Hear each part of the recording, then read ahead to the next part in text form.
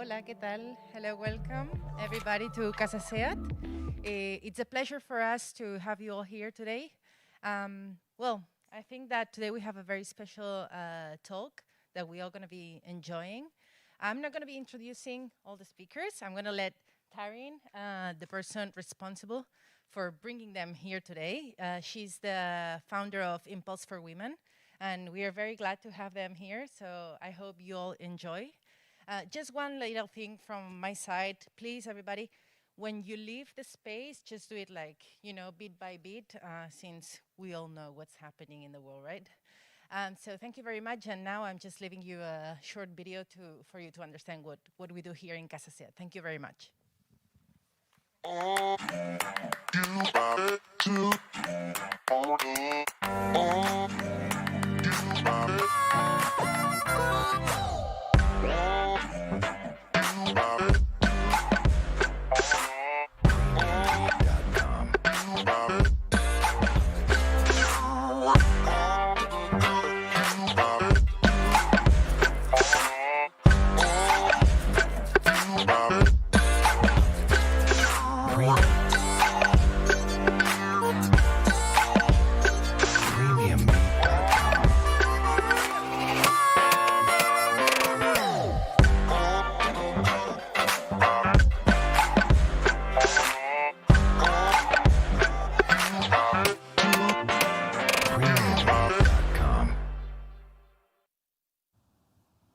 Hello, thank you very much for your coming here.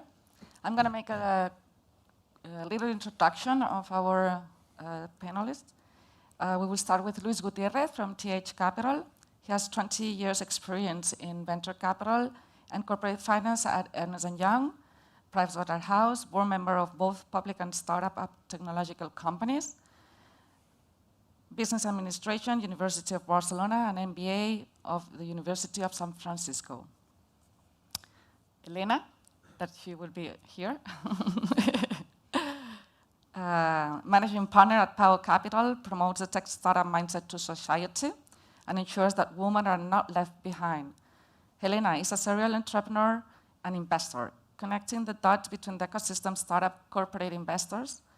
She belongs to the governing board of Barcelona Tech City, to the Ambassadors Council of the Calendar, Tech Transfer Initiative from the Mobile World Capital.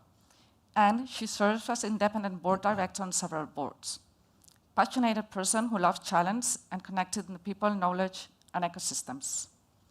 On weekends, you will find her on the mountain with her family. Among other recognitions, she has been considered one of the 30 people to follow on Twitter, on the tech ecosystem, and 100 leaders in Spain. Besides, she is going to fundraise her new venture capital. Thank you, Taryn. Antonio, founder and CEO of Universe, executive in technology companies, serial entrepreneur, co-founder and former CEO of My Taxi, Southern Europe, with an exit with Daimler AG in 2014. Board member of Balandra Software, a machine learning, Binfluencer machine learning, Capable machine learning, made in mobile IoT, visiting lecturer from Harvard Business School, IS Business School, ESADE, UNED, and associate professor at ICADE, USLM, Global Business School, UNIR, Universidad San Francisco Loyola in Peru, among others in addition. He's an independent director of IOMAP, public blockchain that adds mobility solutions, and advisor on mobility issues at Gerson Learman Group, based in New York. Big Value, Blockchain, Ozone Drive, from Mobility, partner at Founders Institute, Silicon Valley, American Startup Accelerator. Thank you. Okay, we will start with a little introduction with Luis. Now we will go to the online. Hi, Luis. Hi, Taryn. Good afternoon. Thanks for the invite. Good to be here. Thank you very much. Will you please make a little introduction of yourself? Yes, sure. We're Telegraph Hill Capital. We've been in business for about a decade now, just over a decade, mostly investing at seed stage startups, for the most part in North America. So a lot of our investments are in California, Northeast US, Boston, and then Canada, and particularly Quebec and Montreal in particular. We typically lead rounds in the $1.5 million to $2 million with initial checks of around $500,000 or so. We are agnostic in terms of verticals. We've done marketplaces, B2B, B2C. We've done SaaS, of course. A lot of what we do is SaaS, by the way. And we're just looking for companies that can actually scale well. Software and digital platforms, no devices, no hardware, no life sciences. So we're sticking to the ICT ecosystem. And other than that, we're a team of 6. We're distributed geographically. Even pre-COVID, that was the way we operated. There's some of us in Barcelona. There's some of my team members are in the US, in New York and California, as well as in London. And so, yeah, this is THCAP. And as I said, we're based in Barcelona, but we do invest primarily overseas. You're also raising up the third fund, isn't it? Yeah, right now? We're now in the process of raising our third fund. Fund 1, totally invested, totally distributed. And there's still actually 3 companies left in our initial portfolio. All 3 in the US. Our second vintage was a 2018 vintage, also fully invested. No distributions yet, too early.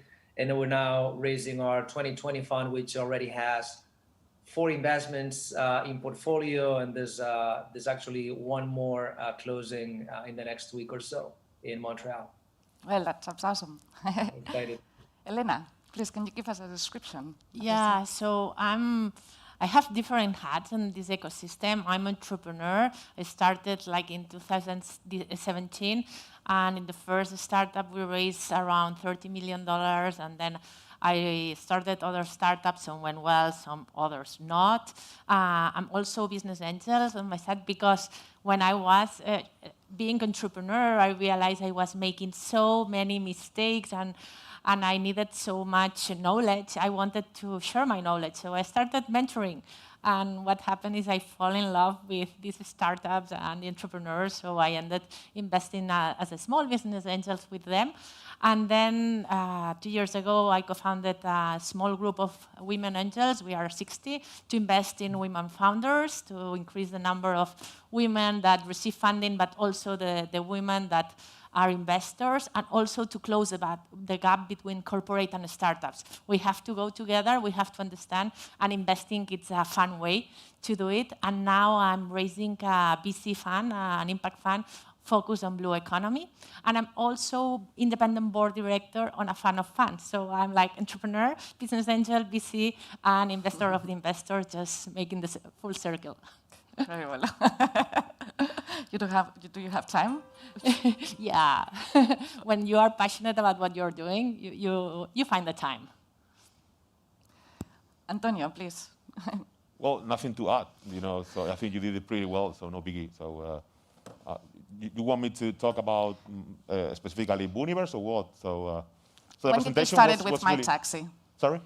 Which year did you started with My Taxi? My Taxi, so... so it sounds to me, like a long time ago. So, and we're talking about 3, 4, 5, 7 years ago. So, but it was probably was the best moment of my career in terms of knowledge and making mistakes and recruiting people and really bootstrapping and building everything from scratch in different countries, different people. So, but I've learned a lot. It was probably up to date the best experience in my career. So, because mobility is also it's kind of a cross-border business. In the end, even if you're talking about aggregators or talking about mobility as a service or integrators. So it's very transversal. So you talk to a wide variety of people, politicians, regulators, techies. Awesome experience. And now you're with a new startup, isn't it? Yeah, it's also at some point a mobility and transportation startup. So it's not a ride-hailing startup. It's kind of a fintech, travel tech startups. But in the end, it's now we're talking to Renfe. They're planning to come out with a kind of a mobility service, platform in which a wide variety of apps are going to be there, Free Now and Uber and many others. But also, Universe is solving a problem whenever people is moving around, So they need to get cashbacks, they need to get reimbursed, taxes, VAT, and many other things. And in the end, it's something. So we are solving problems of people in motion. So it's, at some point, it's also part of the mobility ecosystem. Yeah. Related. Thank you very much. Luis, at the beginning of how do you see the mobility sector as a venture capital? Hot, very hot.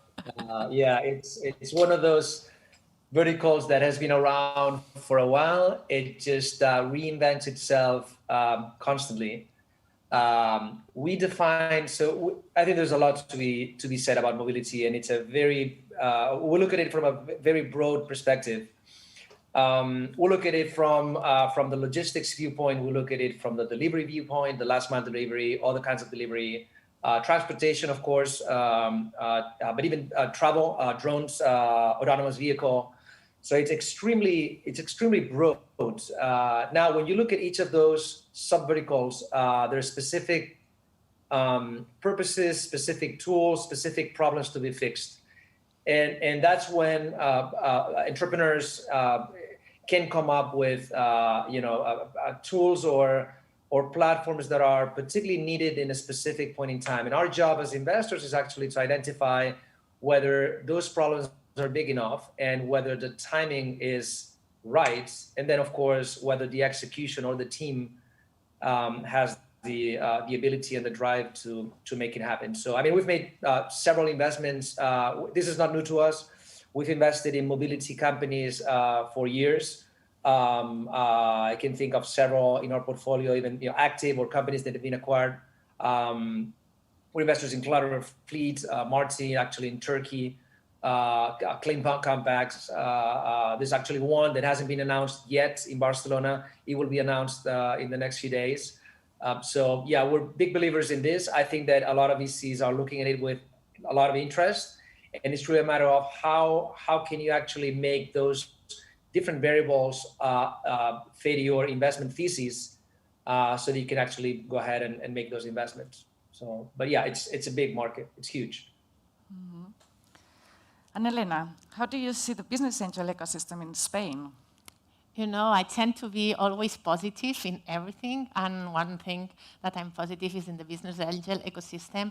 I think, 10 years ago, when more or less I started 13 years ago, we were not so many business angels, and at the beginning, some we started and we continued, others started and decided that was not for them because they had bad experience, there was no knowledge really at that moment. But now there are so many business angels. Those who stayed have made money. They are reinvesting their money. They are increasing the average ticket they had. Not only that, but we have also successful entrepreneurs that are becoming business angels. And the third vertical, I would say, it's the corporate people. Technology startups 10 years ago were like, okay, if you saw what the word startup in one newspaper, you were lucky. Now you see it everywhere. Everyone is talking about innovation technology startups. So anyone wants to be close, and especially the people from corporate world want to be close. And one fun way to be close is to invest in startups, to see how they perform. So that helps to grow this database of business angels. So we are growing, and the good thing is the most experienced are becoming venture capitalists. So we are increasing the path of investors that we have in the country. Mm-hmm.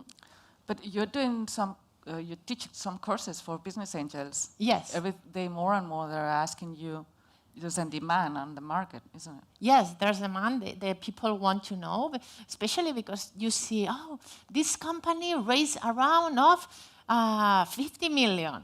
They say, what? How it works and how it's valued, and especially if you come from the traditional world, you want to know what were the revenues, the benefits, and when you say, no benefits, sometimes not even revenues, but they raise 50 million, and it's like, what's going on? So it's a way to understand. But one thing is important.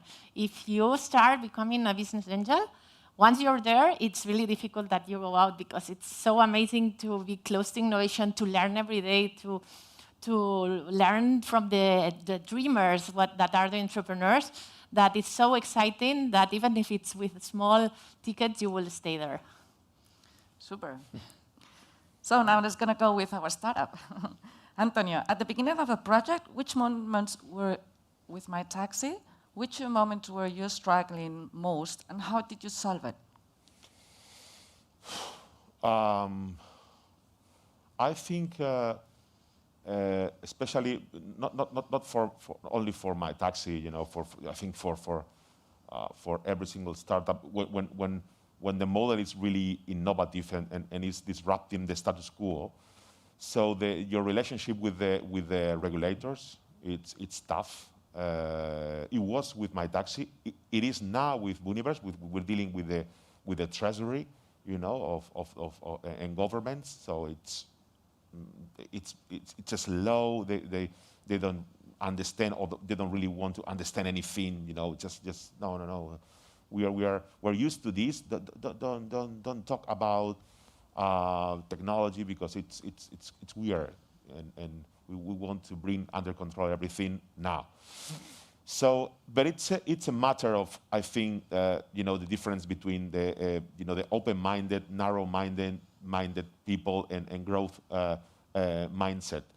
I think that's the problem. That was the problem with the taxi drivers, to convince them to, okay, I mean, your model is old-fashioned. You need to improve this, improve that. The non-digital world is falling apart. The new world is new channels, it's exploding, and it's complicated. People don't understand, and also the users, because after a decade spending tons of $1 million in discounts, in the 50%, the 20% discount, you don't pay, or you have 10 euros whenever you download. Many people is still raising the hand because it's romantic, because they don't understand apps, because they prefer, the old models, because they don't understand what's behind. No, we're talking about smart cities. We need to make cities sustainable. I don't mind. So raising the hand, calling the, I don't mind if the taxis are, wasting energy, petrol, and time. I call, the dispatch center, or raise my hand, etc. So after spending tons of millions of discounts, there are still, many people, stuck in the 90s, stuck in the 80s, stuck in the in the end. So that's terrible to face, to cope with, but it's true. So it's complicated. You can say that My Taxi contributes to the CEO lower footprint? I think at some point, yes, but now we are facing a transition. I think that we need to make the transition to autonomous cars or other type of even energy, the type of renewable energies, hydrogen and electric cars.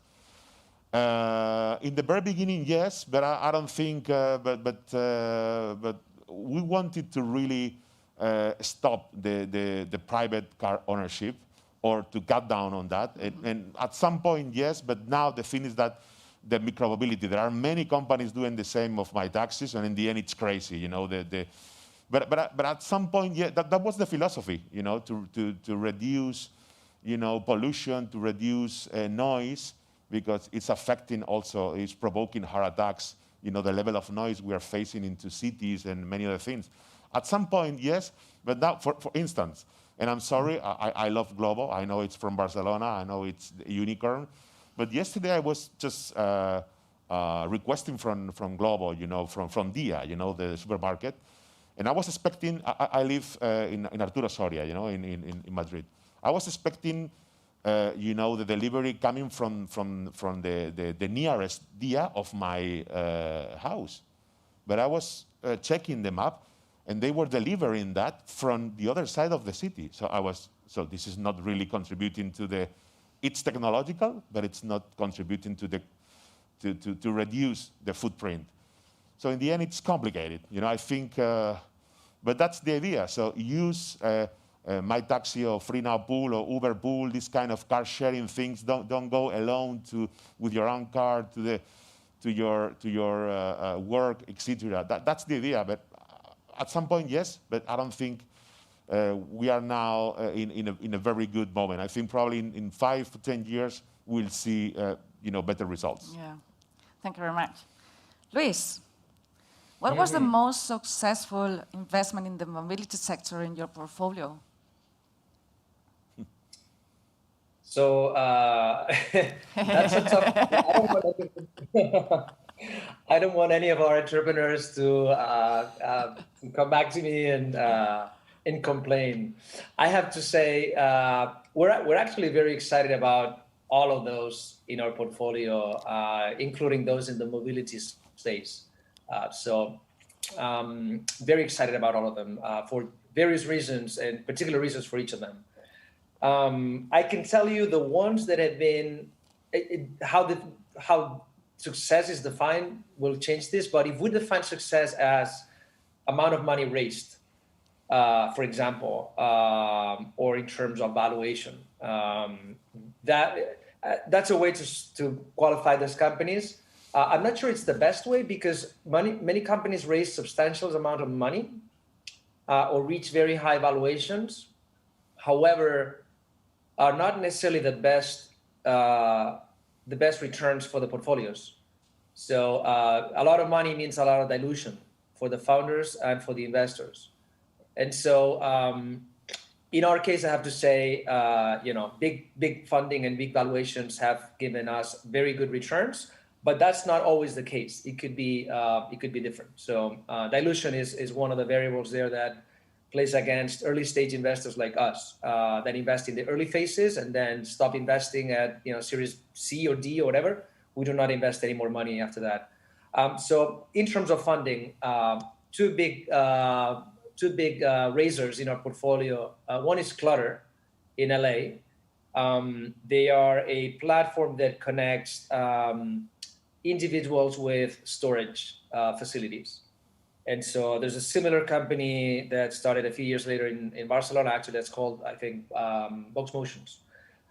So the model is essentially a digital way to get your stuff picked up at home, dropped at a storage far from home, and then every time you need to take something there or retrieve it, there's an app that you can actually use to get your stuff transported. These guys have raised about 300 million. So we invested in the very, very first rounds when the company was just getting out of an acceleration program in LA that's called Amplify LA. The company has gone to raise 300 million from Sequoia and SoftBank, Google Ventures, Atomico, and a bunch of others. Big hit. It's now present in about 25 cities in the US. It's the dominant player as a digital player in storage. Another company that's raised a substantial amount of money, tens of millions, is Marti. Marti is a micro-mobility company out of Istanbul. It's a company that manages a fleet of scooters, electric scooters and electric mopeds in the main cities in Turkey. They are the dominant player. They own about 97% of the market in Turkey for micro-mobility. They've raised capital from us, and they've raised capital from really, really successful investors in the Middle East, like Beko Capital, one of the big early investors in Careem, which got acquired by Uber a few years later. Wamda Capital, also an investor, also out of Dubai, and 212 Ventures, which is one of the best early stage investors in Turkey. So we're honored to be a part of these two journeys. There's other companies in the portfolio, but yeah, again, if you define this as amount of money raised, these are probably the winners. Thank you very much. Yeah. Helena, let's gonna talk a little bit about women. Do you think women invest differently than men? And if so, give us an example. Okay. Yes, women invest different than men. But I also believe that senior invest different than younger. That I also think that corporate people invest different than the self-employed. I also think that the ones from US invest different from Spain. So I think we all invest different. And women, we are not an exception. We think different. We have some qualities that are different. So yes, we invest different. And what? That's great, because then we have more minds over the table, thinking different, seeing different things on the project, and that just bring more points of view in order to make the decision. And let me tell you one thing more. If we talk about seed stage, you know, seed stage, it has really, really a lot of traits of women thinking. And why is that? Because when you are an entrepreneur and you're looking for funding and you ask the investors, what are you looking for? And the answer will be the team, always. The team is the most important thing. It is the most important thing, of course, because at the beginning, there's nothing else. There's only the team. There's an MVP, maybe some metrics, but this doesn't assure you that you will really rock it afterwards. So it depends only on the team. So we have to trust the team that they have the ability. We can then use the intuition. We can look at the small details that tell us, oh, there are some things happening between the founders and maybe there's a crash between the founders in 2 years, and that's one of the main causes to close startups. So there are a lot of things that are based in these soft skills that traditionally we say are more close to women's skills. That doesn't mean that only women have that. No, men also, but usually it's said that it's related to women. So that's good, because if we put men and we put women working together and one see one thing and the other see one thing, we will make better decisions. So yes, let's bring over the table the more people we can to take the decisions over the investments, because we will see things that maybe now we are not seeing. Thank you very much. Antonio, now let's gonna talk about your new startup, Woniverse. I'm super curious to know, how did you detect that there was a need in the market? Well, first of all, this happened when I was still working for my taxi-free now Daimler Mercedes-Benz project. And it was, I had a lockup there, so after the exit, so I was traveling across the world since I was 9 years old, but especially working for BlackBerry, previously working for my taxi. I was just scanning, the airports, and I was, staring at people lining up, and massively there, and what's happened here, what's going on here? I was asking people, so why these Chinese people, especially, or people from Asia, are here, tons of people? No, because they are claiming the VAT because they are not residents here in Europe, France, Spain. Oh my God! And why? What about the companies? They're just using stamps and paper based, and yeah, this is Global Blue. Is kind of the monopoly ruling this business, the cashbacks and the VAT refunds. And I was just analyzing and going deeper, and this is incredible. These people is stuck in the 80s, this is worse than a bank, in 10 or 15 years ago. So I was, okay, why they're not using technology, where they're not using QR codes? So, it's tricky. It's quite complicated, but not impossible, because Moonverse is here. So, and the commissions for that service, because they're still underserving people, the Global Blue Planet, is the 35% on average. So they are treating bad, the tourist people, the travelers, and then, okay, but if you want to be reimbursed, you're gonna be charged of 35% commission of the VAT of your products. Imagine, the Louis Vuitton handbags and I was like, so this market is expensive and inefficient. So I need to be here using technology, and whenever you see the market is inefficient and expensive, there's an opportunity there. So, and that was, the very beginning, the origins of Booniverse. That was a good wrap-up. Luis, TH Capital? Before you get started, so I think there's a lot of interesting things that were just said. Piggybacking on what Helena said on the business angels, female business angels. So I have to say we're big supporters of female-founded companies, and close to a third of our companies have female in the founding team. In fact, many times that founder is also CEO of the company. And so I spoke about Marti before in Istanbul. It's a 3 founding team, 3 people in the founding team. There's a female, there's a lady in that team. So extremely proud of that. I think it's a very powerful combination. I think it makes a lot of sense. And all that can happen in the future, I'm hoping, will be that women will have a much prevalent role in startups, as well as on the investment side, which I believe is still a male-dominated industry, unfortunately. Well, Luis, you have a lot of experience about it. You started investing in 2008, and you have already 5 startups, leading 3 of them leading. You got CEOs from females, and another 1, 2 co-founders, isn't it? Correct. Yep, we're big believers in this. I think it's not just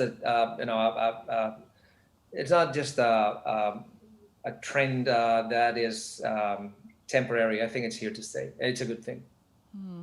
Yeah, can I add one comment? Yep. This first round capital, after closing their first fund, the 10 years, they analyzed what were the patterns for the most successful startups they had. And the second or the third pattern was that the companies where there was a woman founder, they had a 63% more return on investment. Does it mean that women are more clever than men? No. I'm saying that there was one woman founder, but there were men also. So diversity, as I was mentioning before, it's what brings wealth.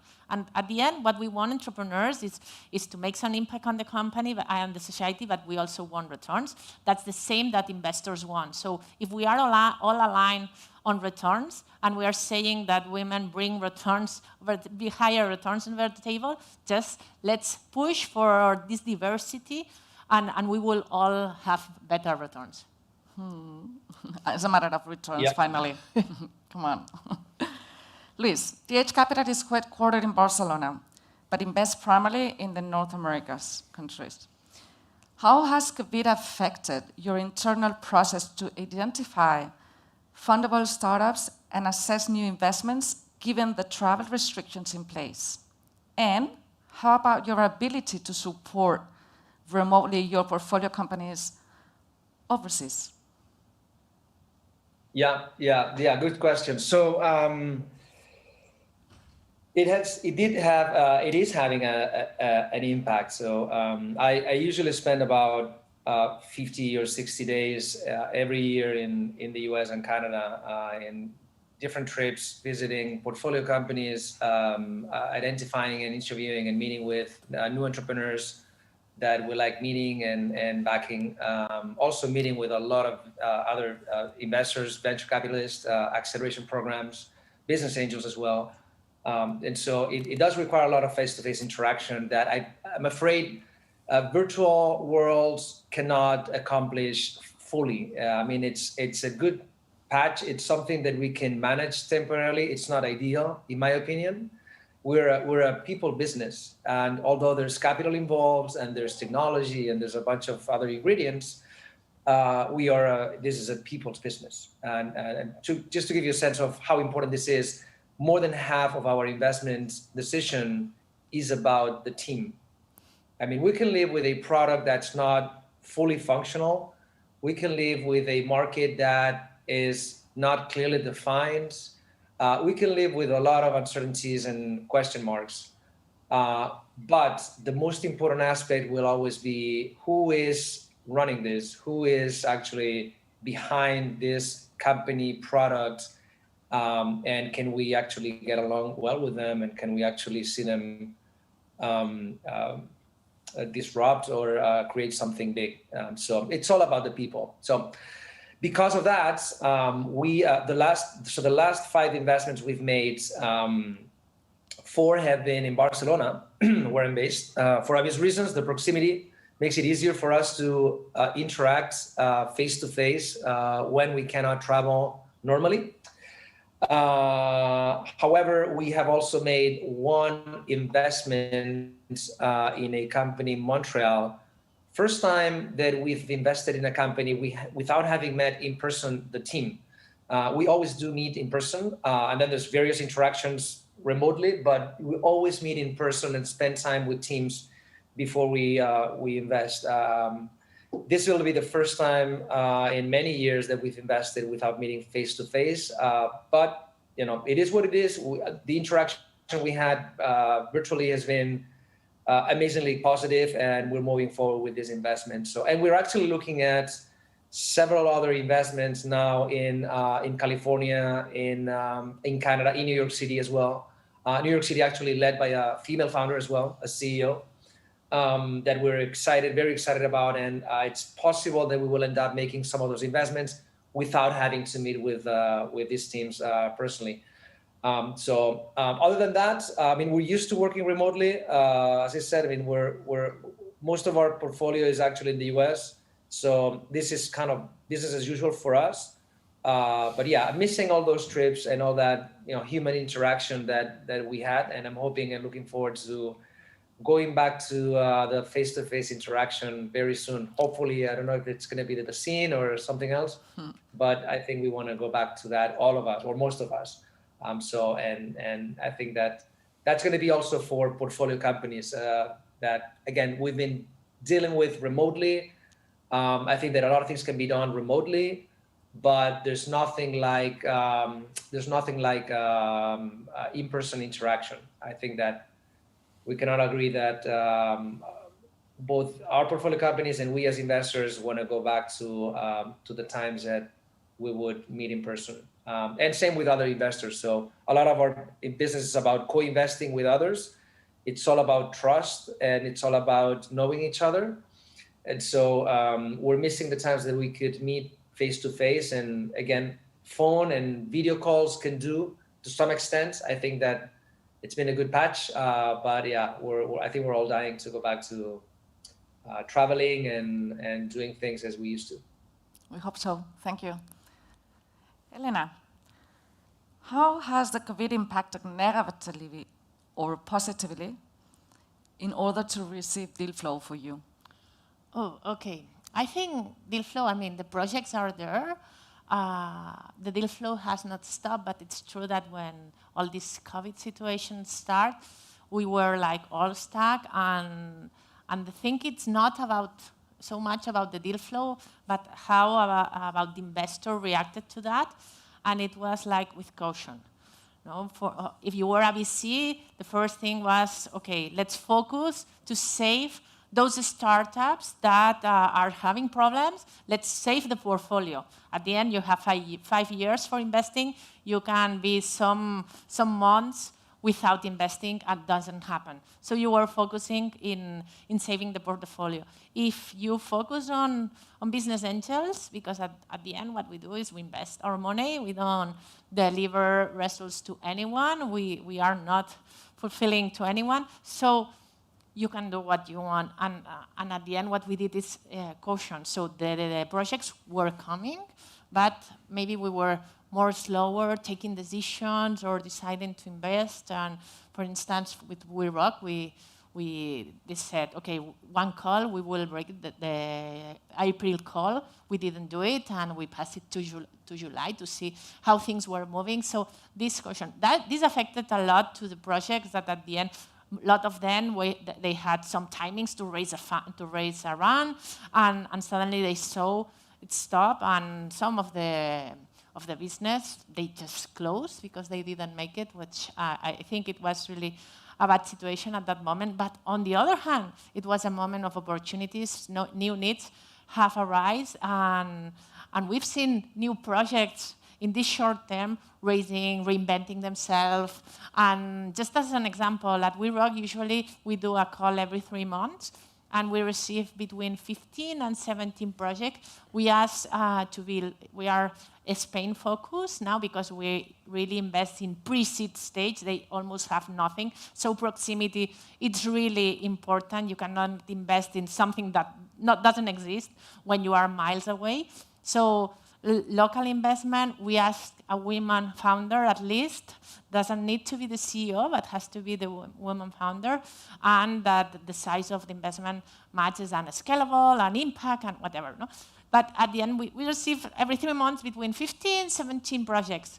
Tomorrow we close the call, and we already have almost 30. So deal flow has not decreased. On the contrary, it has increased. The projects are there, the starters are there, and there are even more projects than before. So good moment for investing. We have to decide where. That's awesome. Antonio, due to your experience with My Taxi, did Uber affect your scalability? If so, which strategy did you implement?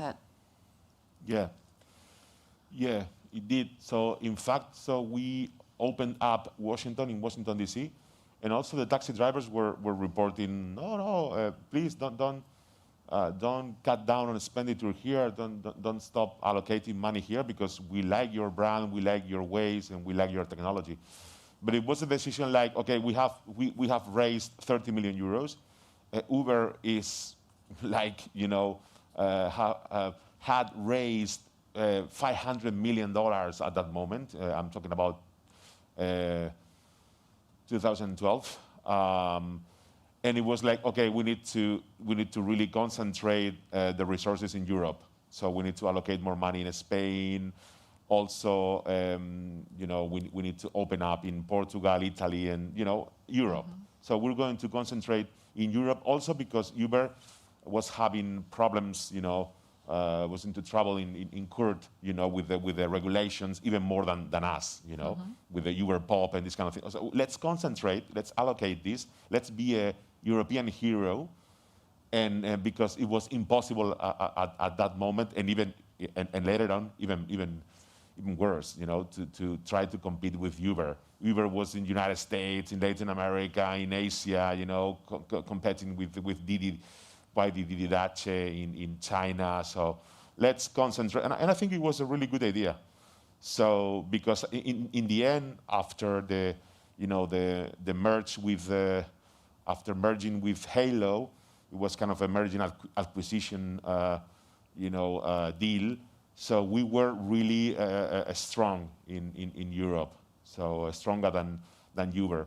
So it was a good idea, but at this moment it was like, okay, we don't really have to.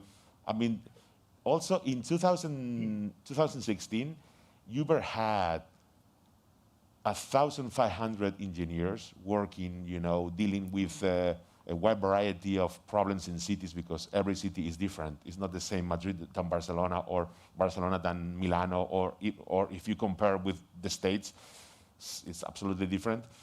They had data scientists, engineers, 1,500, and My Taxi, we had 300 people.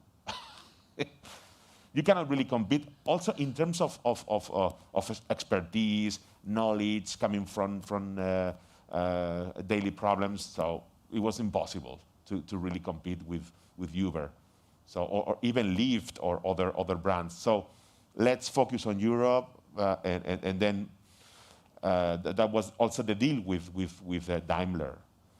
So after 2017, they were kind of just buying companies in Latin America, in Peru, in other places, but Europe, it's the center of operations of still today of FreeNow. Mm-hmm. Okay, let's gonna make the same question to all of you. You got 1 minute to answer. We will start with you, Luis. Mm-hmm. If you wanted to invest in the mobility sector, where would you invest right now? So I think that I will look at probably three areas that are particularly interesting. One is in connection with what we call retail tech or e-commerce tech. So there's a lot of logistics, last mile logistics that go with that. There's a lot of new concepts that are coming up in the last couple of 3 years, dark storage and dark kitchens and dark whatever, warehouses. And I think there's a lot of mobility around that in logistics that's going to grow significantly because many of the behaviors are changing in purchasing online and etc.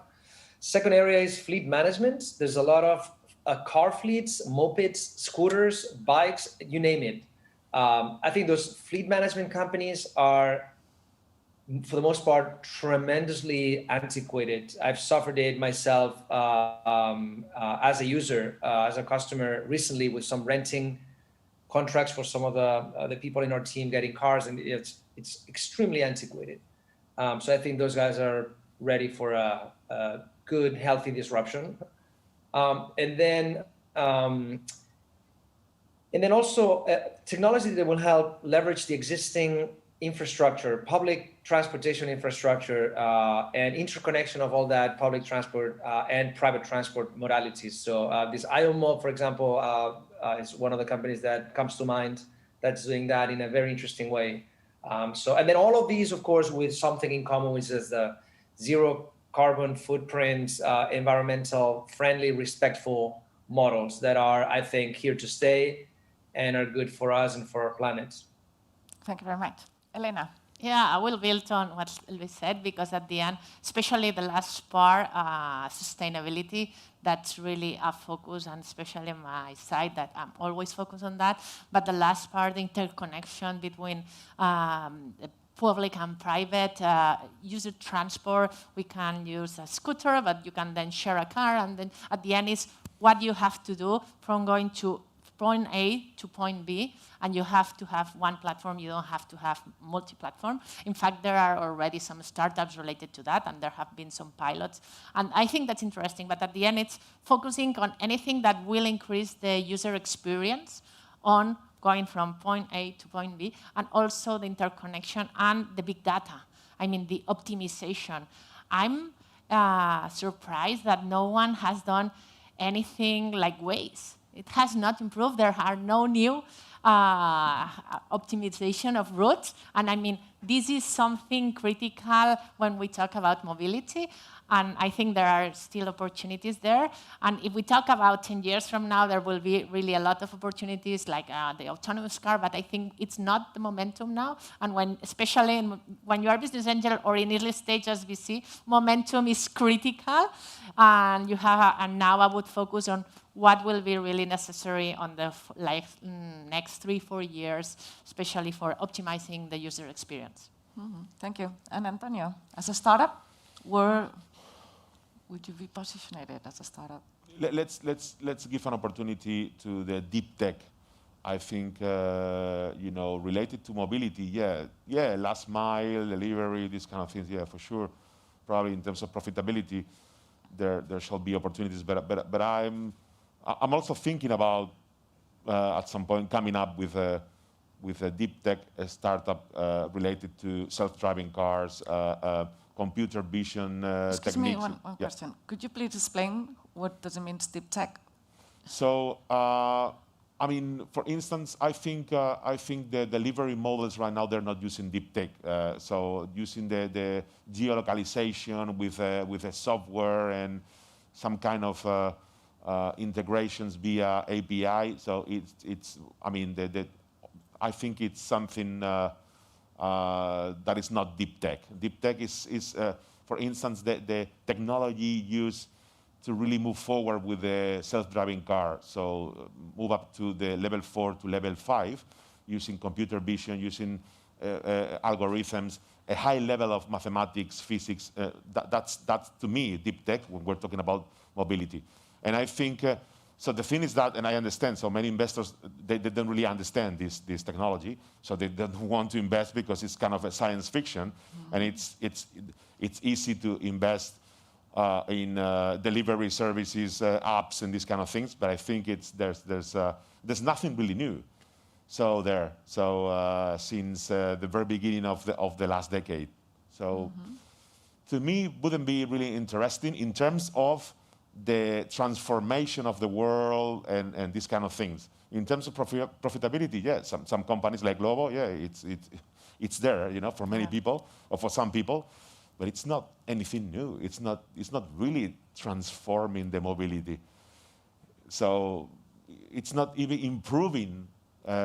So we can say that you don't have very much focus right now. No, I don't think that's the focus in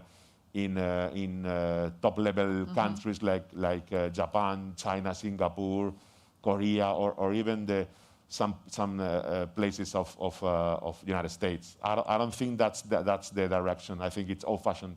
Yeah. Thank you very much. Well, we're gonna have Q&A. Anyone have any question for our speakers?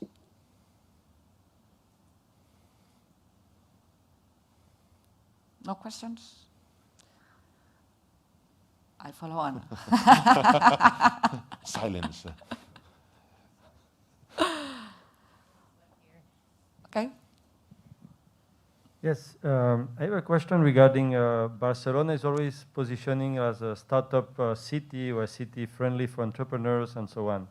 So I wanted to have your opinion about this and thinking about also because the Brexit situation. Do you think that for Barcelona is good news because we may have investors or startups coming to Barcelona, or it doesn't affect? Who are you? Okay. All of them? Okay. Okay, so my opinion, yeah. So it depends on the politicians of Catalonia and Spain, and it depends on that mainly. So I think here you can find top-level quality of engineers, managers. The human capital is awesome. In terms of the ecosystem, awesome. So you have the beach, you have the mountains here. The food is awesome.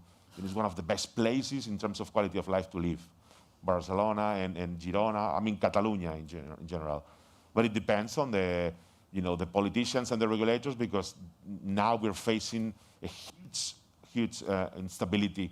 By all means here, also here. So, and that's not good for investments, for resources coming here to develop things or develop new technology, deep tech, etc. That's not good news. But the opportunity is there, for sure. The opportunity is there. Thank you. Okay, let me build a little bit on that. I agree on the talent. I mean, we have the talent, but not also we have the talent. We have the university, and we have the capacity to attract talent to the city, which is really an asset we have to take advantage of. We have the weather, of course. It's a comfortable city. We have everything close. Okay, that's the basics. But we also have a really entrepreneur community that comes from the social part, not from the publics, not from the government. We have investors, we have entrepreneurs, we have companies that offer services to investors, to entrepreneurs with already some experience. If we were talking 10 years from now, 18 years ago, no, there was not that, but we really took some speed to arrive where we are. We are now placed as one of the top 5 cities about entrepreneurial or where to start a startup. And that's the point. It's very interesting to start a startup in Barcelona. The point is we have to be attractive to grow the startup here. And that's where maybe regulations and government things really affect. But it's a really great place to start. Now, what we have seen also is we are able to receive the first money, the second money, and what we are seeing is that the international investors are coming to Barcelona to invest, but are coming to Spain at the end. Why? Because there are good projects. There is already an ecosystem. There are second-time entrepreneurs, and that's really the important thing to create an ecosystem. When there has been already successes and they return to the ecosystem, whether as investors, whether starting a new project, and we have that. And what when this happens, we cannot stop. We just have to keep growing. Of course, if we had the public support and we didn't have fights, it will be easier, but I don't think it's really a critical stopper because the ecosystem is already on a speed, it's really pushing, and it's growing itself. I just have one comment here. I'm sorry to be a bit of the devil's advocate here, and I love this city, and I think there's plenty of possibilities to make of it a great success for entrepreneurs and for investors and the ecosystem. That said, I think that there's many places on Earth where you can start up a business and a startup successfully. One of the ingredients that we've seen works extremely well in ecosystems is, yes, there has to be a great network of universities and talents around that. That's key, just as it's key to see a great network of investors and capital flowing.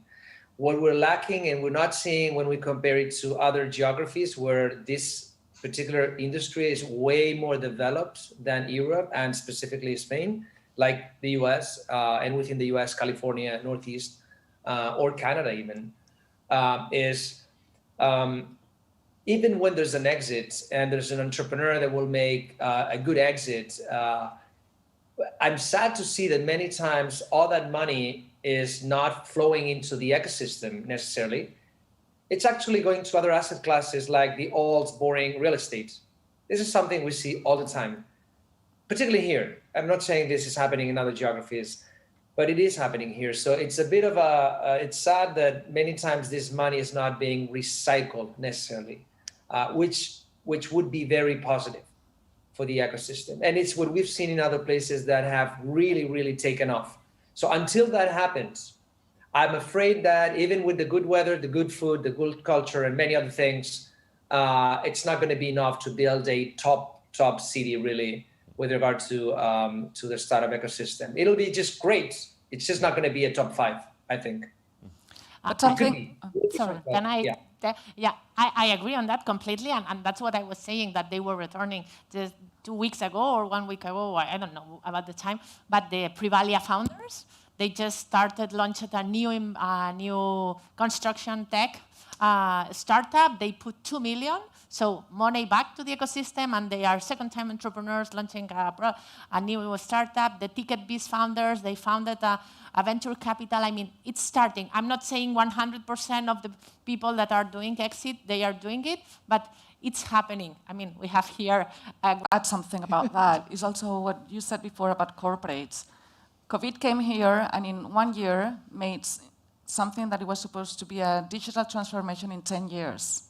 So corporates also saw how was their lacks in technology.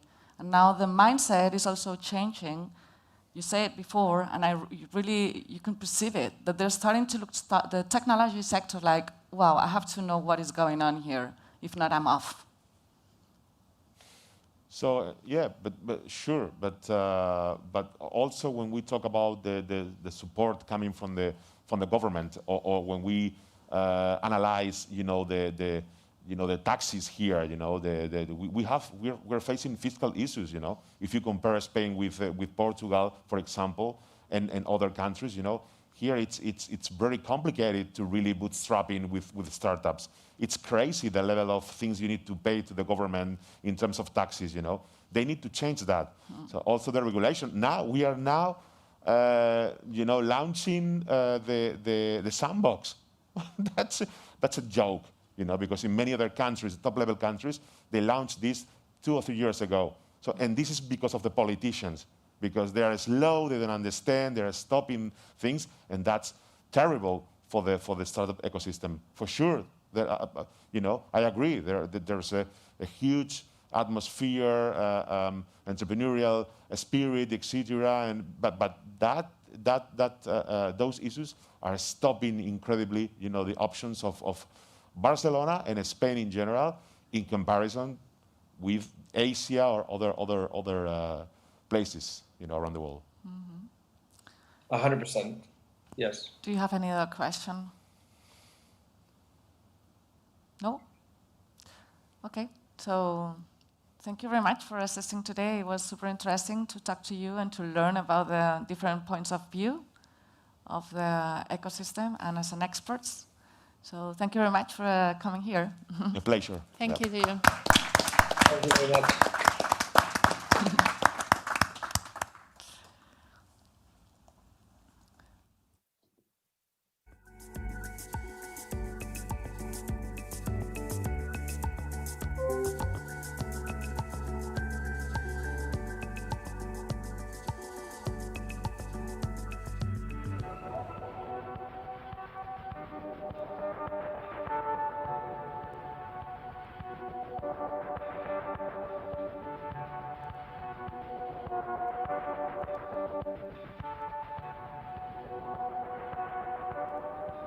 So when the sun starts rising, the city's away.